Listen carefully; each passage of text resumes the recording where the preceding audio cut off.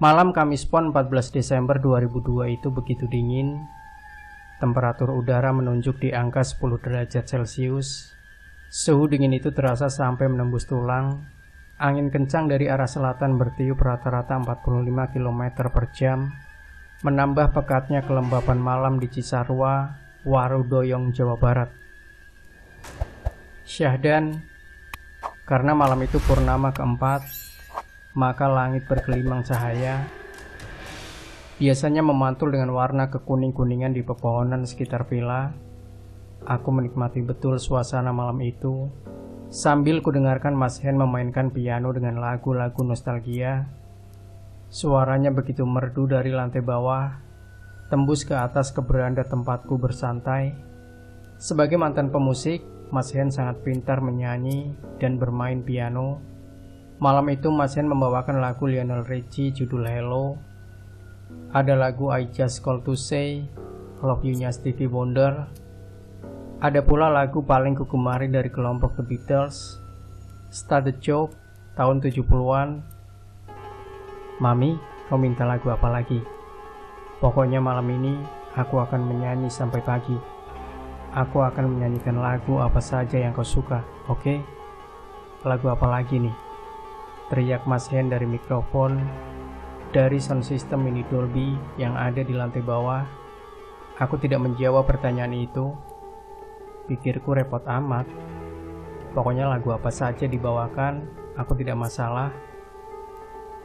Mensiasati aku diam, Mas Hen terus membawakan lagu apa saja yang dia ketahui, kusukai, baik lagu lama maupun lagu-lagu baru. Oke Mar, aku persembahkan khusus di satu lagu yang punya nilai kenangan saat kita pertama kali bertemu di Sydney. Lagu ini lagu ciptaan Paul Anka, judulnya My Way, kata Mas Hen lagi. Mas Hen pun menyanyikan lagu itu dengan serius, bahkan benar-benar melambungkan aku pada saat kami pertama kali makan malam di Opera House di restoran Madam Queen. Saat itu, Kamis Pon tanggal 17 Juli 1989, kami berkenalan di rumah seorang teman bernama Winarni di Bondi Beach. Sorenya kami berjalan bertiga ke sentral hiburan King Cross. Malam harinya kami berdua jalan-jalan bertemu dan makan malam di Opera House. Sebelumnya nonton teater Hamlet karya William Shakespeare yang dimainkan oleh anak teater Wellington Drill. Walau baru berkenalan, malam itu juga Mas Hen menyatakan minatnya untuk pacaran denganku. Entah kenapa, malam itu aku langsung menerima dan bersedia dipinangnya.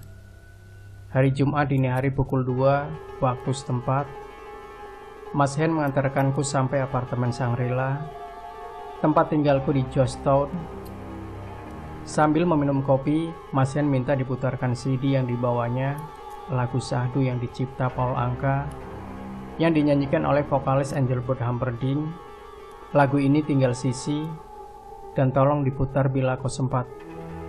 Pesan Mas Hen kala itu. Pagi itu lagu itu terasa begitu menyentuh. Mas Hen memeluk dan mencium keningku dengan mesra. Setelah itu, dia melambaikan tangannya turun apartemen, mengucapkan kata manis, "See you darling," dengan lembut. Sebulan kemudian kami menikah. Pernikahan itu berlangsung di Jakarta tanggal 19 Agustus 1989 dengan resepsi sederhana di Gedung Manggala Wana Bakti, Jakarta Selatan. Habis pernikahan, kami tidak kembali lagi ke Australia, tapi kami tinggal di Bumi Serpong Damai, Tangerang. Mas Hen bekerja di perusahaan real estate milik temannya, Lim Bun Ken, sedangkan saya membuka usaha butik di Jalan Pakubuwono. Mungkin karena kami sama-sama sibuk dan sama-sama tension, tegang, maka walau sudah beberapa tahun umur perkawinan kami tidak mendapatkan anak. Diperiksa ke medis, anehnya kami sama-sama subur. Tahun 1996, setelah 7 tahun pernikahan, aku sempat hamil tapi prematur. Bayiku lahir terlalu dini dan meninggal dunia. Tapi walau tidak memadai, namun bayi itu kami beri nama juga, namanya Susanti.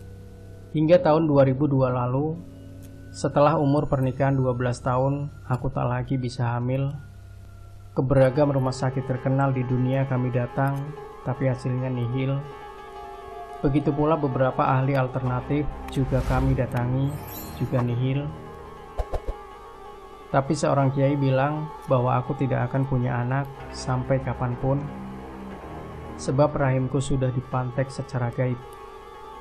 Ada kekuatan mistik yang diperlakukan oleh seseorang yang menaruh dendam kepada Mas Hen. Santet bantet ibarat mercon, amoniaknya basah sehingga tidak bisa meledak.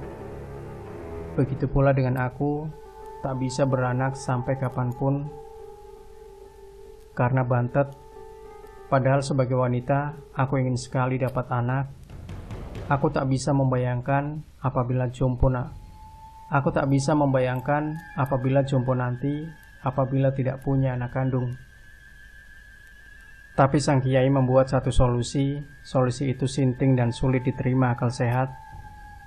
Caranya adalah mengadopsi anak gaib. Caranya yaitu ritual masuk ke dalam istana jin di Goa Singgil, Nusa Tenggara Barat dan meminta anak jin itu untuk dijadikan manusia biasa. Anak jin itu akan dibuat mirip dengan wajahku atau wajahan suamiku. Bila kau mau, saya akan membuat ritualnya dan anak itu akan datang dengan sendirinya di umur 6 tahun. Tentang kapan datangnya tidak dapat dipastikan, tapi dia akan muncul sewaktu-waktu di malam sedang berbulan, baik itu bulan sabit atau bulan purnama, kata sang kiai. Sebelum aku bertanya, Pak Kiai menukas buru-buru, "Jangan takut, anak itu persis sebagaimana anak manusia biasa. Dia hidup layak, tak ada beda sedikit pun dengan anak-anak seumurnya. Cuma bedanya, dia harus rajin diwiridkan dan dikirim surat-surat Al-Quran secara intens di kupingnya saat dia tidur. Karena dia adalah jin Islam," kata sang kiai. Mas Hen sangat tertarik tawaran kiai itu, yang akhirnya mendorongku ikutan juga, ikut tertarik untuk mencoba. Maka itu, ritual di Goa Singgil pun dilakukan.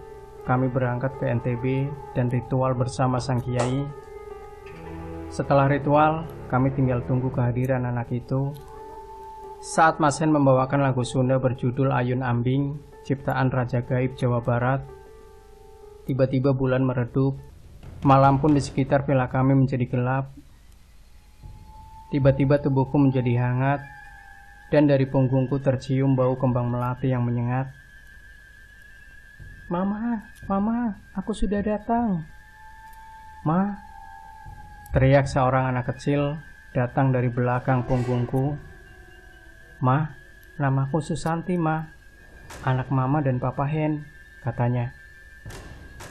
Jantungku bergetar hebat. Tubuhku tiba-tiba menjadi lemas. Dengan suara serak, ku teriaki Mas Hen yang sedang main piano. Mas Hen menghambur dan menemui kami. "Papa, aku Susanti, anak Papa dan Mama," desisnya Susanti. Ya, anak hasil ritual gaib itu. Malam purnama 14 itulah dia datang. Bukan di NTB, tapi justru di Cisarua villa kami. Kiai segera datang setelah ku telepon dan mensyahkan Susanti sebagai anak kami. Malam itu Susanti datang dengan busana putih kemerah-merahan, baju dari kerajaan yang telah dikatakan Pak Kiai sebelumnya. Sekitar pada tahun 2004, Susanti sudah berumur 8 tahun. Dia bersekolah di daerah Puncak dekat villa kami. Sebagaimana manusia biasa, Susanti tumbuh dengan pesona khasnya, lincah dan ramah dalam pergaulan. Hingga sekarang tidak seorang pun teman sekolahnya tahu siapa Susanti sebenarnya. Semua tahu kalau Susanti itu anak kandungku, apalagi raut wajahnya sangat mirip dengan wajah Mas Hen suamiku. Kalau anak gadis mirip wajah bapaknya, itu sebagai pertanda perkawinan itu abadi, kalian sejodoh, kata ibu-ibu teman sekolah Susanti. Dikatakan begitu, aku hanya tersenyum dan mengucapkan kata insya Allah dan alhamdulillah. Susanti kini sangat membahagiakan hati kami. Dia bertingkah lucu, kocak, tapi juga cerdas. Kata Kiai, sebagaimana manusia biasa, Susanti pun bisa sakit, dan pada saatnya bisa pula meninggal dunia. Untuk itu, sesuai saran mistis yang disampaikan Kiai, Susanti kami rawat, dan dengan intensif kami kirim surat-surat dan ayat-ayat Al-Quran di telinganya saat dia tidur. Susanti itu adalah kembaran gaib dari janin Anda yang pernah meninggal di tahun 1996 yang lalu, terang Kiai. Kami hanya bisa manggut-manggut dan berterima kasih.